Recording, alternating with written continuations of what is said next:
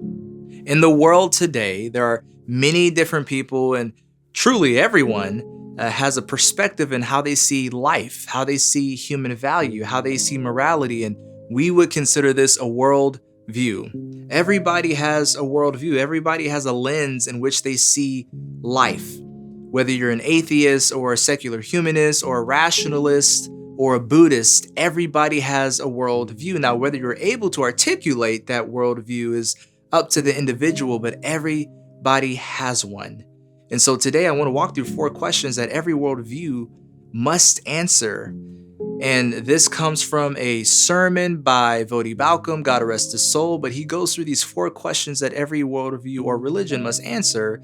And he comes through the book of Colossians in chapter 1. And I want to walk through these 4 questions, and I want to give the Christian worldview answers to these 4 questions. And so the first question that we're going to look at is, who am I? How should the individual answer this? Well, this is how the Christian would answer this.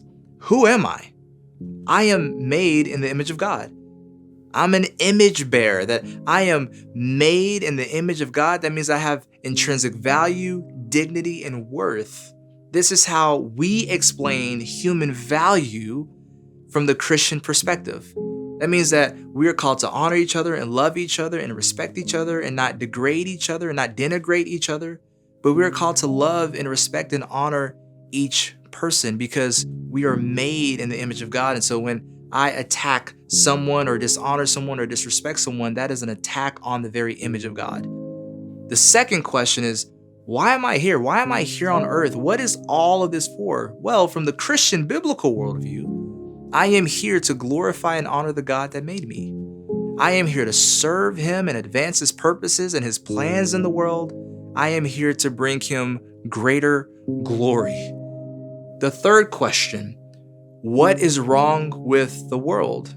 From the biblical Christian worldview, we would answer this and say, sin.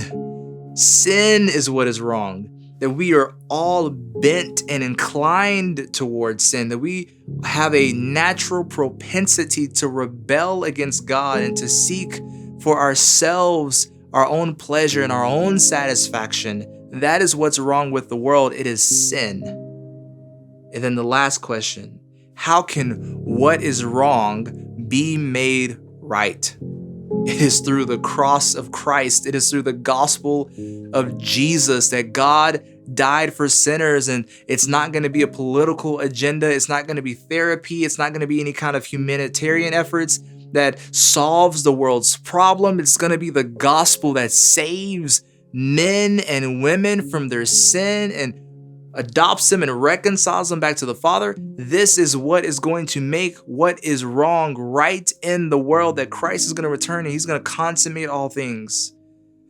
As Christians, this is our worldview. This is how we see the world. And this is how we should articulate what we believe about the world. And so hopefully through this helps you to better engage with people. It helps you to better understand how the Christian worldview is pretty strong, very logical, makes a lot of sense, and it should help you understand how to point people to the gospel and explain where our value comes from. Where does right and wrong come from? Why are we here on earth? To glorify God.